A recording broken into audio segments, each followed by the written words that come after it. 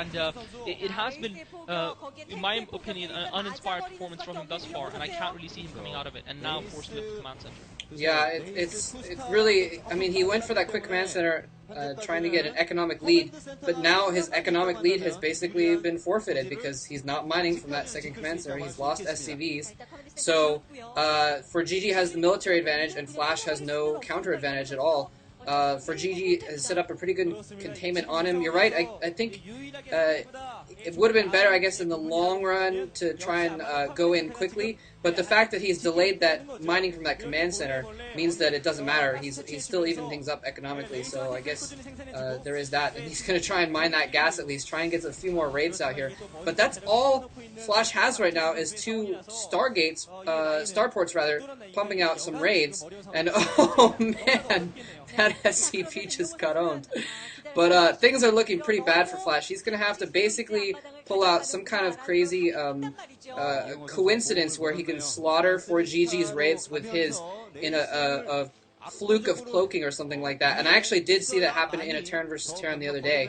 I won't necessarily say who it was just in case you haven't seen it yet because it was recently. But one player they both had an equal amount of raids and the other one just slaughtered. And here's the Wraith battle going on right here. Comsat's going off for both players, but I think fOrGG has way too many raids. Flash bringing him back up. But, yeah, fOrGG ends up with 2 raids, Flash with 1, chasing down that one. That one is almost dead. fOrGG has definitely taken the military advantage. He's going to be able to pick off those tanks if he wants to. And I don't think there's any way out of this for Flash right now. He's just lost too many forces and too many SCVs and is in just too bad of a position right now. He's not even able to put out any tanks because he's been trying to put out raids, and he's been using all of his gas for that. I didn't quite realize how close that perimeter was. I didn't realize he could shell from that spot. That's exactly what he needed to do, is just deny that secondary. I thought he was going to go for a full contain, but as long as he denies the secondary and gets his own secondary up, he's going to end up ahead. Man, fOrGG already economically ahead. Looking very sharp, I have to say. That was a really nice, solid counter. I thought Flash countered it perfectly from the situation of a quick command center, but still falling behind. So I take back everything I say about fOrGG at the beginning of the game, looking like an idiot now, which is, I think, twice in 2 sets of commentaries. But whatever, anyway, rates being produced by Flash, he's really going to need a miracle. I think maybe with Comsat, because he does have the second command center up, that's where it would have to happen, and he might be able to do it along those lines. Big Wraith battle here, and I think, yeah, it still looks like fOrGG is going to end up ahead. A second Comsat going off, but yeah, fOrGG still has 3 Wraiths there denying it, and there Flash GG's. Yeah, fOrGG ends up taking the game, and I would say pretty solidly from top to bottom. And yeah, Flash just not playing well, and this does not bode well for him for his upcoming match against Lomo, especially because Lomo's doing, wow, fantastic with rates lately.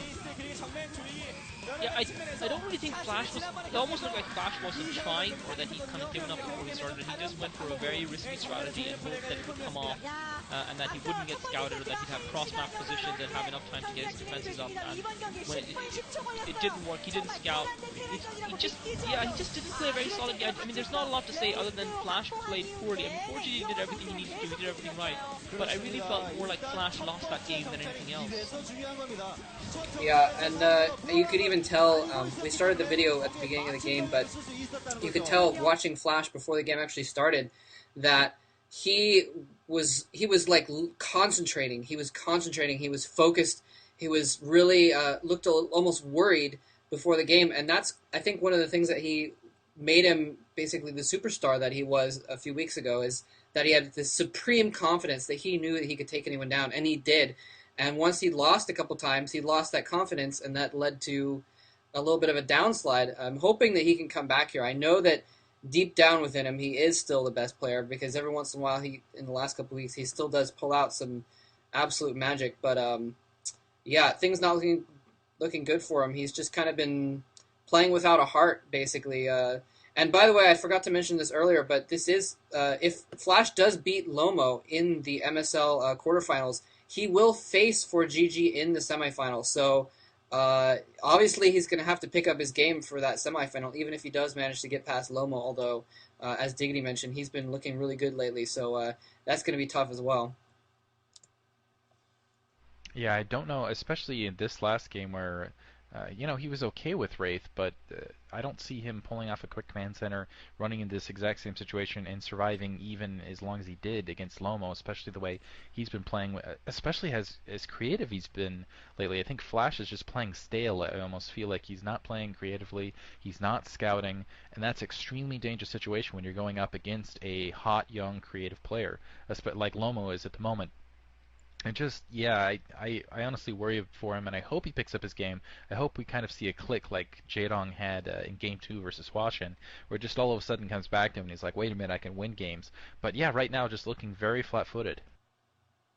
I think going out versus Luxury in the OSL is what's really done Flash in. I think he's probably lost a lot of motivation. So I do think that the Pro League is probably not a fair um, territory to judge it on. That being said, he should have been practicing his Terran versus Terran for his match versus Lomo, so he should have been prepared for this. Nevertheless, I don't think we've seen the best of him here, and I hope if he can see anywhere close to his best. I think it's too early for him to start slumping already, but if we can see anywhere close to his best, I think we'll see a lot better. We'll see a lot better performance from him. But anyway, um, this is Klazart and Diggity and Moletrap. Unless you guys have anything else to add, thanks for listening. No, that was a quick game, but definitely an interesting one. I'm hoping to see some better stuff out of Flash. Thank you guys for listening. Yep, same.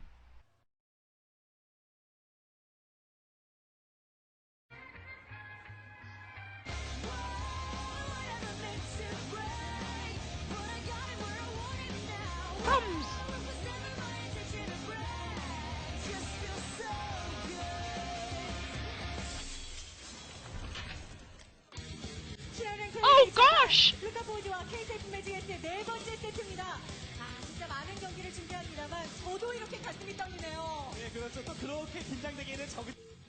Hello there, ladies and gentlemen, and welcome back. I have Diggity and Klazart with me again, and this may actually be part of the same video that you just watched, so it may not actually be welcome back. We'll see what I decide to do. Anyway, this is Jaedong versus 815. We decided that the commentary of the week, Flash versus fOrGG, was a bit short, and so we would put an extra game on there and make it a little bit longer. And we were talking about how the commentary of the week was a little bit disappointing this week, and I think I have a good explanation for that. And that is, by the way, Jaedong in the blue at the bottom left, fOrGG in the teal at the top right. And I think the explanation is that... 15. What did I say? fOrGG. Oh, right. fOrGG's playing Zerg now, and he looks like 815. No, you're right. I'm sorry. 815 in the top right on Blue Storm. And the real commentary of the week, I'm going to say, was Jaedong versus Bisu, because that was an absolutely awesome game. And that would have been the commentary of the week if I'd thrown it on the votes, but it ended up... I decided to take it out because I knew it would sweep the votes, although Flash versus fOrGG ended up sweeping too for some reason. But to keep up our consistent 100% of awesome commentary of the week, let's call Jaedong versus Bisu the real commentary of the week. And Klazart and Diggity did a dual commentary of that, so go ahead and go back and watch that anyways. But yeah, Jaedong, the monster of Zerg versus Zerg. I don't think 815 has a chance, but we'll see if he can fare anything against Jaedong.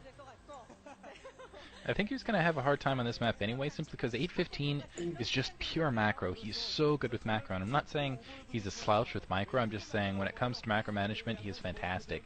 But this is Blue Storm, and Blue Storm's not a big macro management map, especially Zerg versus Zerg. It's about minute micromanagement decisions on the fly.